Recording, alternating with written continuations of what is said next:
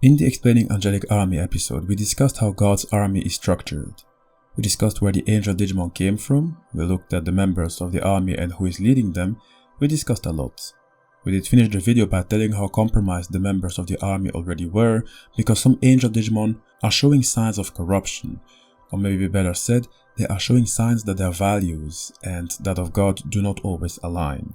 You can find a link towards the video in the description box. While we did mention most angelic Digimon in that video, as most of them belong to the third sphere, with its members working as intermediaries between God and worldly beings, and the second sphere, with members who act as the hand of God in its universal plan, we didn't discuss the members of the first sphere. No, wait, we did mention Raguelmon, but we didn't mention those who are known as the three Celestial Digimon. These are Ophanimon, Seraphimon and Cherubimon, the highest and most powerful Angel Digimon who came into existence only after a succession of multiple failures by the angels in the lower sphere. In this video we will get into the details.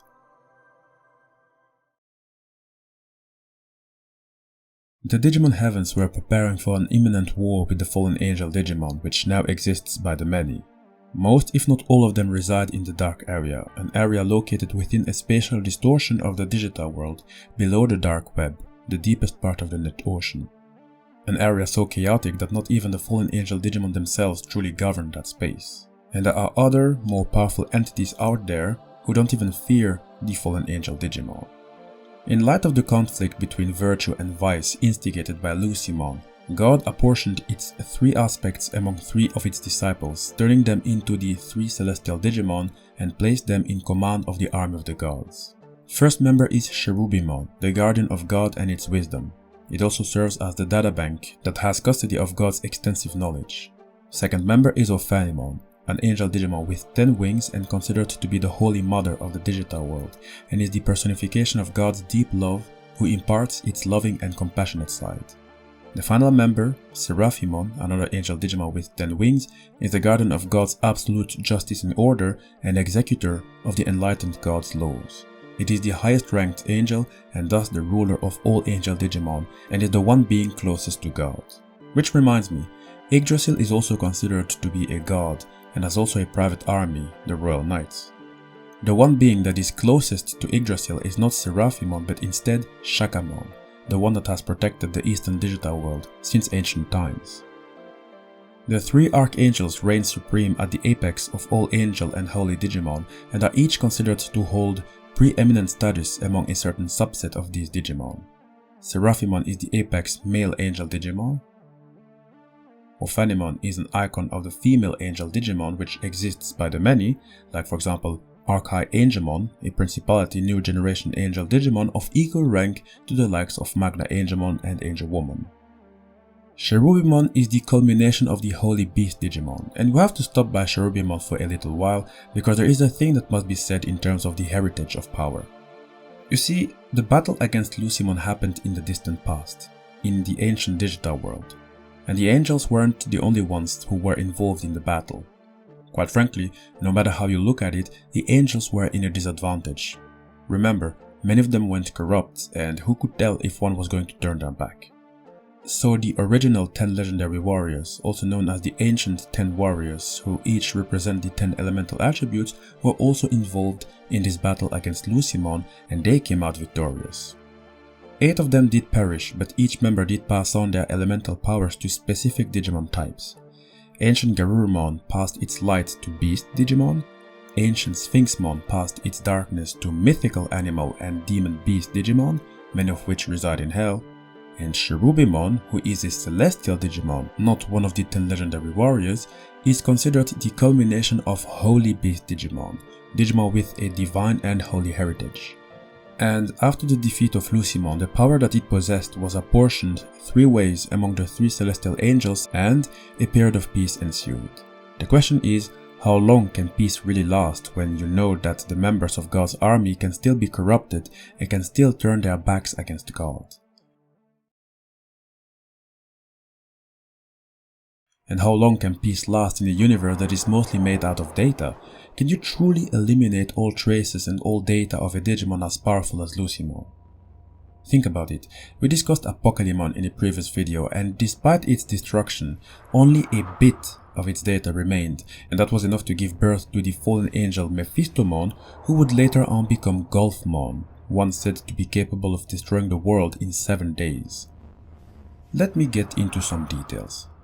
The Digimon Frontier continuity showed us that peace sometimes can never last, yes, even after a battle that could have destroyed the world as we know it.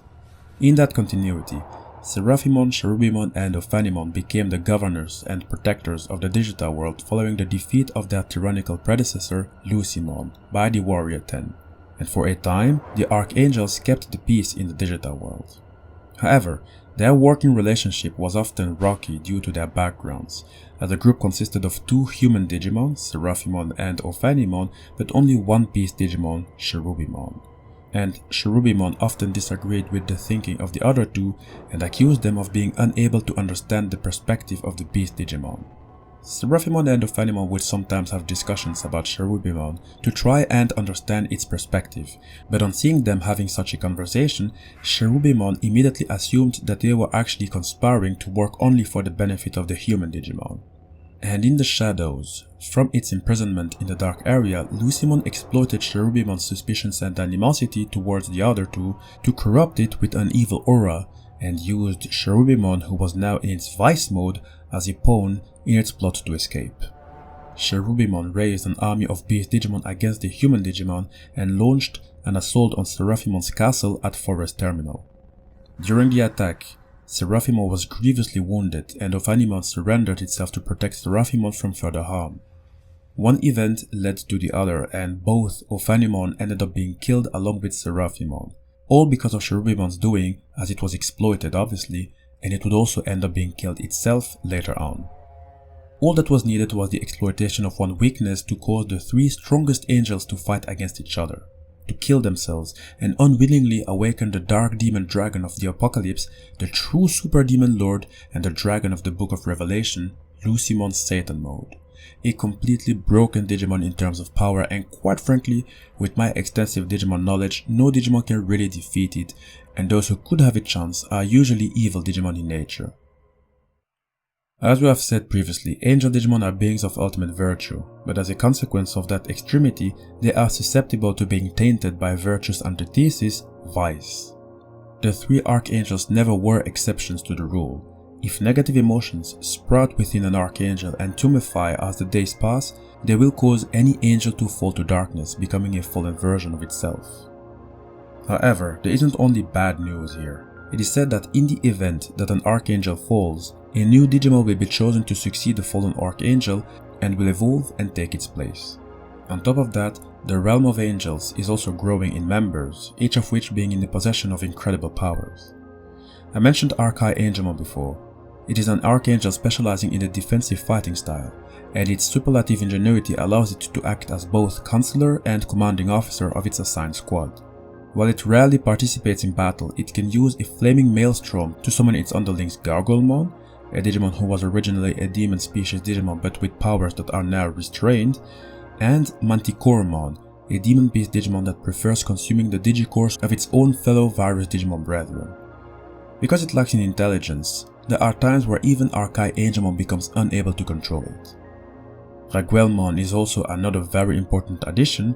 Its role is to observe all Angel Digimon with eyes of distrust, in order to prevent the fall of other Angel Digimon.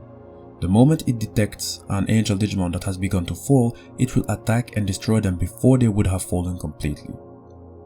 And there is another Angel Digimon that is the most unique out of the bunch, Mastemon, a tactician from another world. This one is particularly interesting, which is also why we discussed it in its own video. Mastemon is an Angel Digimon of its own tier, and quite frankly, it can't really be counted upon by angels. We must be talking about a very specified condition to summon Mastemon. To go deeper, there must have been an enemy so great, or we might yet receive the story of an enemy so dangerous that Mastemon will have to get involved in that battle. See, this angel can cross through space-time, and controls the forces of angels and dark angels that are called through the gate from another digital world. When angels and demons have to unite, then that's when you know that the enemy really messed up, and that is also when you know that the enemy is truly way too powerful. Is there a Digimon in existence that can cause Mastemon to be summoned? Let us know in the comment section. So we have discussed the Angelic Army and we have discussed the Celestial Digimon, but we haven't discussed yet who those fallen Angel Digimon were and what actually happened.